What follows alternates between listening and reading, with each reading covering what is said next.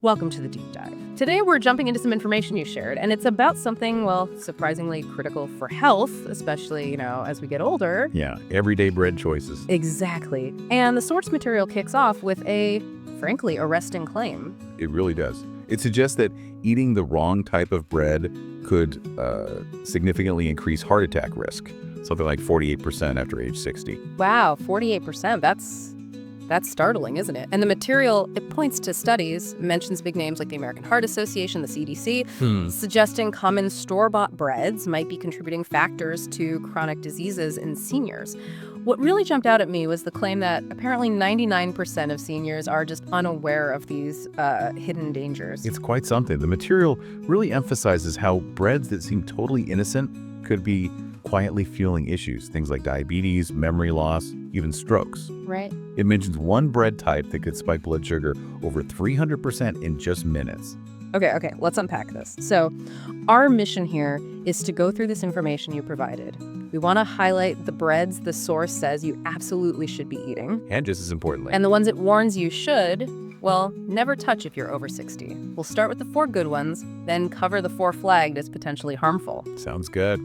Let's start with those 4 breads the sources recommend, the ones to include daily. First up is authentic sourdough bread. Sourdough, okay. The material talks about its traditional, really lengthy fermentation process, like 12 to 48 hours sometimes. Exactly. And that long process, according to these sources, it acts almost like a pre-digestion. It breaks down those complex starches before you even eat it. So easier on the system. Much easier. It drastically reduces the glycemic impact. The research cited gives it a low glycemic index, around 54. Compare that to white bread, which is cited at 75. Big difference. Huge. It means your blood sugar rises slowly, steadily. No sudden spike. And the source mentions postbiotics, calls them superfood for your gut microbiome, talks about gut health benefits. Yes, and for seniors, strong gut health is linked to pretty much everything: immunity, cognitive function. The material also notes the bacteria in sourdough can make gluten more digestible for some people. Interesting. Boost absorption of B vitamins, antioxidants. The key thing, though, is making sure it's true traditionally fermented sourdough. Good point. Okay, next up as essential, sprouted grain bread. Right, sprouting. It's quite a remarkable process. Your sources describe how it activates these dormant enzymes in the grain. Okay. And that dramatically increases the nutrient content and makes those nutrients much more accessible for your body to actually use. The material claims protein can go up by, 30%? Creates a complete amino acid profile, it says, plus big boosts in vitamin C, E, B vitamins. That's right. So you get high-quality, easily digestible protein and a much more beneficial fiber, both soluble and insoluble. The source material really stresses how vital that is for senior digestive health without causing discomfort. And it reduces anti-nutrients, like phytic acid. Yes, exactly, which improves absorption of key minerals, calcium, magnesium, zinc, iron, all really important for bone health as we age.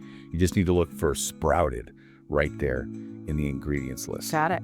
Okay, moving on. The next recommendation from your source, genuine Ezekiel bread, based on an ancient recipe, apparently. That's what the material indicates, yeah. References the Bible, Ezekiel 4.9. It uses a mix of 6 organic sprouted grains and legumes: wheat, barley, millet, lentils, soybean, spelt. Quite a mix. And the genius, as presented in your sources, is that this combination creates a complete protein profile. So comparable to animal protein. Pretty much, yeah. Offering immediately bioavailable protein. The source emphasizes that's crucial for fighting age-related muscle loss, sarcopenia. It also notes the unique fiber matrix acts as prebiotics, feeding good gut bacteria. That supports immune function, even mood regulation. And again, a very low glycemic index for steady energy. Okay, and the sprouting helps with vitamin absorption too. Yes, makes vitamins like E, B vitamins, magnesium, phosphorus, zinc much easier for aging bodies to utilize effectively. And the number one most important bread, according to the source. That would be 100% whole grain barley bread. The key thing highlighted here is beta-glucan. It's a type of soluble fiber. Beta-glucan. Yeah, the source references a clinical trial. Older adults eating barley bread daily saw, get this, a 20% drop in LDL cholesterol. Wow. And a 30% improvement in fasting blood sugar. Those are really significant numbers. Absolutely. The material explains beta-glucan acts almost like a sponge, helps soak up cholesterol, toxins, and it's great fuel for beneficial gut bacteria. Barley is also naturally lower in gluten, high in antioxidants. So maybe harder to find, but worth seeking out. That's the suggestion from your sources, yeah. Incredibly protective against age-related diseases. Okay, so those are the 4 essentials according to your sources. Now let's flip the coin. The material warns you should never touch if you're over 60. Number 4 on this avoid list, enriched white bread. Yeah, your sources don't mince words here. They call it a metabolic disaster for older adults. Strong words. Very. The refining process strips out nearly all the fiber, vitamins, minerals. You're left with pure starch that the body turns into sugar almost instantly. And those synthetic vitamins they add back in, the source says they're poorly absorbed. And that instant sugar spike, the material highlights that's especially risky for seniors who might already have declining insulin sensitivity. Precisely. The sources directly link these big blood sugar swings to inflammation, cardiovascular issues, cognitive decline, and with no fiber, it doesn't help your gut, can cause constipation. So empty calories that actually accelerate aging? Looked up the View presented, yeah, citing links to arterial stiffening, higher inflammatory markers. Okay, number 3 to avoid, commercial wheat bread. Now this sounds healthy. But the source is very critical. Describes it often as white bread in disguise. Yeah. Manufacturers, according to the material, often use refined white flour as the main ingredient. They just add enough whole wheat, maybe some coloring to make it look healthy. Deceptive. And they're often loaded with added sugars, high fructose corn syrup, preservatives, additives like potassium bromate. Things the source suggests aging bodies struggle more to detoxify. And the sodium content is flagged too, right? For blood pressure. Yes, that's another concern raised. Plus, the source adds that the refined flours and chemicals can actually interfere with absorbing vital minerals, calcium, iron, zinc, potentially worsening risks for conditions common in older adults. Okay, next, number 2 on the avoid list. Packaged multigrain bread. Again, sounds good on the label. But multigrain just means multiple grains are used. Your sources emphasize they're often still refined grains. Ah. The material suggests these can cause a prolonged rise in blood sugar, not just a quick spike.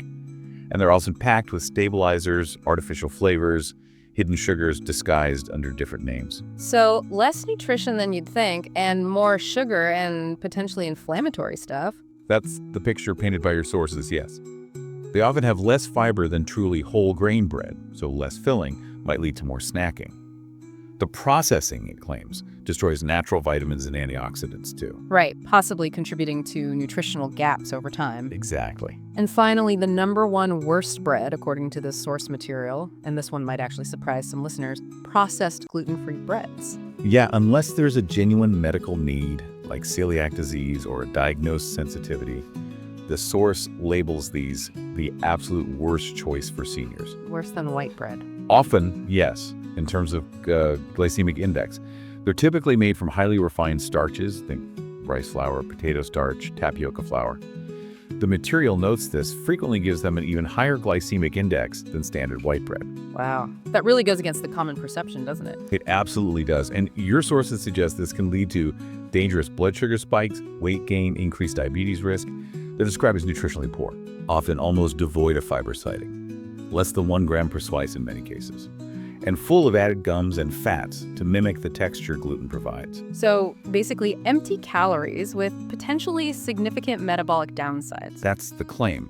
The source material argues that for seniors without a medical need to avoid gluten, these breads can lead to nutritional deficiencies and negative effects, increased hunger, blood sugar swings impacting mood and cognition, and a lack of the prebiotics needed for a healthy gut. Okay, so pulling together all these insights from the sources you shared with us. Well, the key takeaway presented is pretty clear, isn't it? The daily bread choice you make seems to have really profound implications for your health, your vitality, your longevity, especially after 60.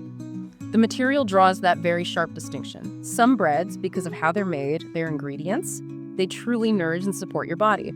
While others, even those marketed as healthy or just seen as everyday staples, are presented as a kind of hidden threat to metabolic health, cardiovascular health. And this whole discussion, based on your source material, it really prompts an important question for you, the listener, to consider. Right. Think about the bread you ate today, or maybe the loaf sitting in your kitchen right now.